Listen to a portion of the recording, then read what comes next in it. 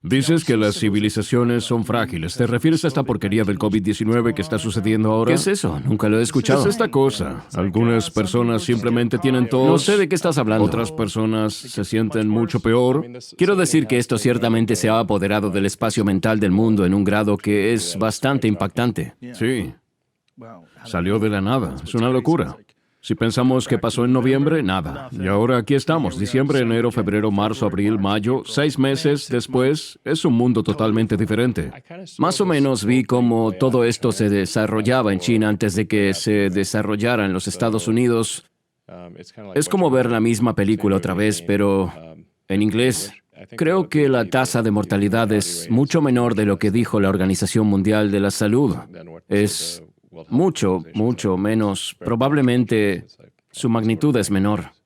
Bueno, parece ser muy mortal para personas muy específicas, con problemas específicos. Sí, lo que quiero decir es que puedes ver las estadísticas de mortalidad, ya sabes, por edad, y si tienen comorbilidades, o sea, si tienen condiciones preexistentes y por edad. Ya sabes, si tienes menos de 60 años y no tienes problemas de salud graves, la probabilidad de muerte es extremadamente baja. No es cero, pero es extremadamente baja.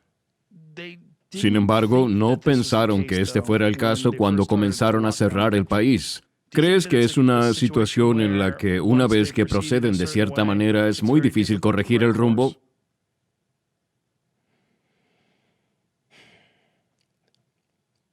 Parece que la mayoría de la gente realmente quería el pánico. Es una locura.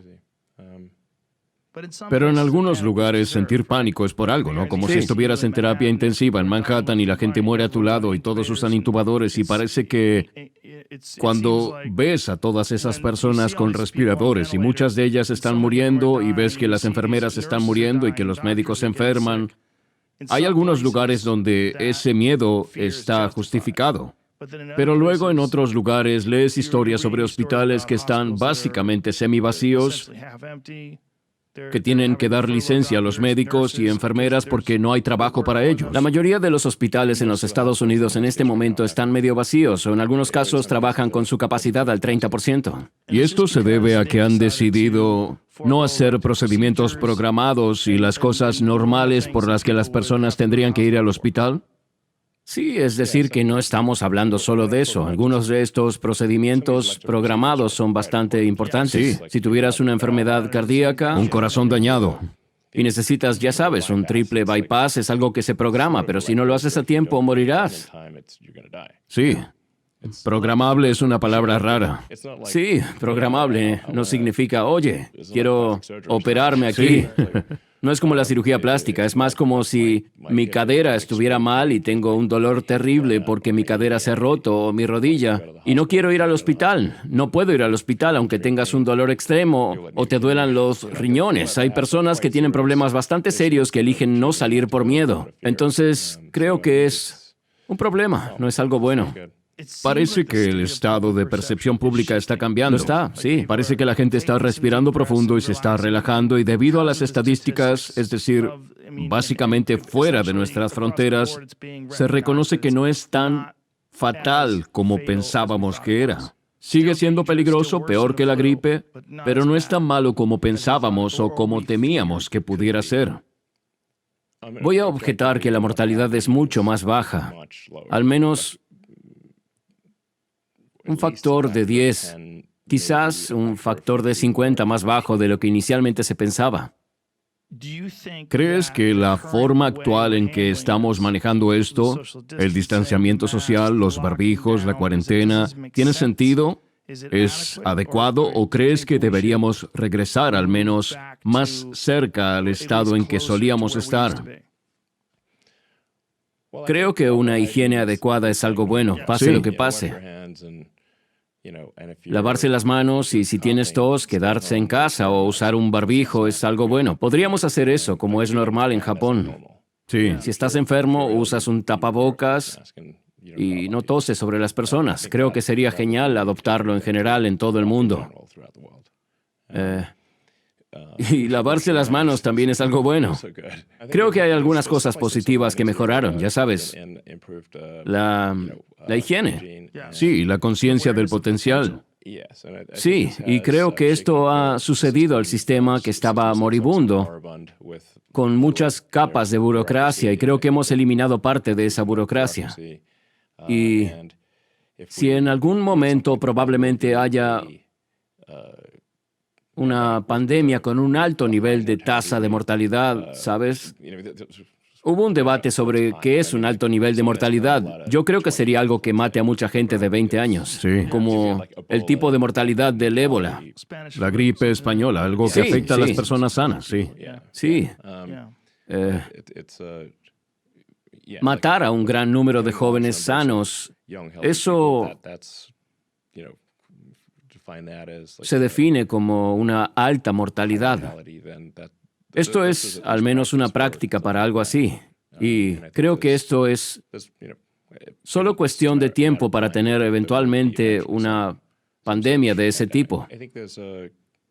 Creo que hay una buena posibilidad. Es muy probable que al terminar con esto, desarrollaremos vacunas que antes no teníamos para los coronavirus y otros virus. Y la posible cura y la comprensión de un virus de esta naturaleza ha mejorado dramáticamente por la atención que reciben.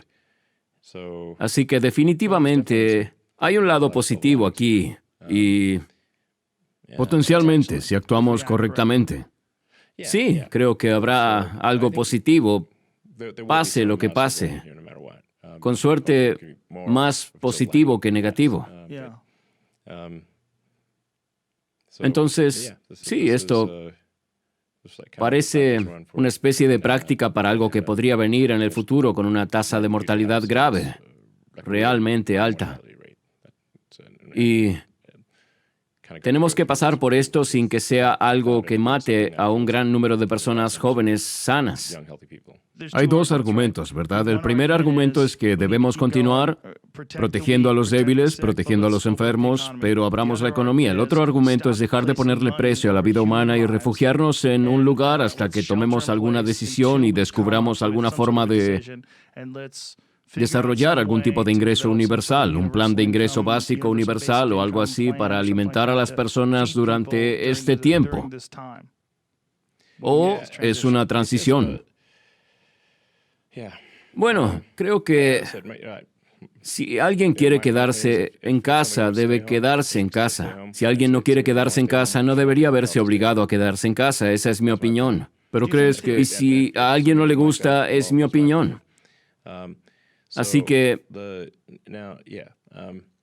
esta noción de que puedes enviar cheques a todo el mundo y que las cosas estarán bien no es verdad, obviamente. Algunas personas tienen esta visión absurda de que la economía es como un cuerno mágico de la abundancia, como si las cosas se produjeran solas, como si hubiera una palabra mágica de la abundancia y los bienes y servicios provinieran de este lugar mágico de la abundancia. Y luego, si alguien tiene más cosas que los demás, es porque tomaron más de este cuerno mágico de la abundancia. Ahora, déjame explicarlo sencillamente. Si no produces cosas, no hay cosas. ¿Sí? Así que, si no haces la comida, si no procesas la comida, transportas la comida o los tratamientos médicos o que te reparen un diente, bueno, no hay nada. Nos separamos de la realidad. No puedes legislar dando dinero y resolver estas cosas. Si no produces cosas, no hay cosas. Obviamente. Las tiendas se vaciarán, nos quedaremos sin... La máquina se detendrá. ¿Cuál es la salida de esto? ¿Cuál crees que es? Si te escuchara el presidente o la gente te escuchara abiertamente, ¿cuál crees que es la salida de esto? Aclaremos los datos. aclaremos las estadísticas. Así que, como dije, se debería clasificar como COVID-19 solo si alguien ha sido testeado y ha recibido una respuesta positiva del COVID-19, no si simplemente tiene uno de los cientos de síntomas. Y luego, si se trata de una muerte por COVID-19, debe ser analizada. ¿El COVID-19 fue la razón principal de la muerte o tenían un efisema, o una enfermedad cardíaca, o cáncer en etapa 3, o fueron atropellados por un autobús y tenían COVID? He leído todo esto sobre el diagnóstico de personas como muertos por COVID a pesar de las otras variables. Esa no es una pregunta, es lo que está ocurriendo. ¿Y dónde lo leíste? ¿De dónde estás sacando esto? Los funcionarios de salud pública lo han dicho. Literalmente, esto no tiene un signo de interrogación, ¿ok? Ok, pero esto no tiene precedentes, ¿verdad? Si alguien tuviera una gripe, pero también tuviera un ataque cardíaco, asumirían que esa persona murió de un ataque cardíaco. Sí. Sí, así que no tiene precedentes. Y sucede porque es tan popular. No quiero usar esa palabra de manera incorrecta, pero eso es lo que quiero decir. Es un tema popular. Y tiene incentivos financieros. Y como dije, este no es un dilema moral de administradores de hospitales, pero ellos están en un lugar difícil en esta situación. En realidad, no tienen suficientes pacientes para pagarles a todos sin dar licencias a los médicos o despedir al personal y Sí. están potencialmente en quiebra. Entonces, dicen, bueno, si sabes que obtenemos todo ese dinero, si decimos que es una muerte por COVID, entonces, ok, tosieron antes de morir. De hecho, ni siquiera tienen un diagnóstico de COVID. Simplemente si tenían debilidad, tos, dificultad para respirar. Francamente, no estoy seguro cómo alguien muere sin esos síntomas. Sí. Pero hay tantas cosas diferentes que podrías atribuirle al COVID. Hay tantos síntomas. La diarrea, dolores de cabeza, deshidratación, tos. Sí, pero para ser claros, ni siquiera es necesario que haya tenido una crisis por COVID. Simplemente necesita haber tenido uno de los muchos síntomas y luego haber muerto por alguna razón y dirán que es por COVID. Y eso hace que el recuento de muertes parezca muy alto y luego estamos atrapados en un aprieto porque parece que los recuentos de muertes son muy altos y no bajan como debería ser. Y ahora, así que deberíamos mantener todo lo que estamos haciendo. Mantener el refugio y confinar a las personas para que se queden en sus hogares. Y así que tenemos que salir de esto. Estamos atrapados en un círculo. Sí. Y creo que la forma de salir de esto es teniendo clara la información. En primer lugar, necesitamos datos reales. Solo analiza los datos, no los agrupes. Si haces que la gente solo analice mejor los datos con información clara y, como dije, ¿se trata de un diagnóstico por COVID real o le hicieron la prueba dio positivo o solo tenía algunos síntomas? Que analicen esas dos cosas y luego hay que analizar si alguien murió, cuándo murió, le hicieron una prueba de COVID o solo tenía uno de los muchos síntomas, como muere sin debilidad. Sí. No sé, es Claro. imposible, básicamente. Sí. Buen punto. Si vas a morir, vas a tener dificultad para respirar, debilidad y podrías tener un poco de tos también. Entonces fue cuantificado. Sí, a esa persona le hicieron una prueba de COVID, las pruebas son positivas y si murieron por COVID, no tiene que haber sido el problema principal, pero ¿contribuyó significativamente a su muerte o no contribuyó sustancialmente a la muerte? No es tan simple solo porque tenía COVID, el COVID lo mató. Definitivamente no es así. Bien.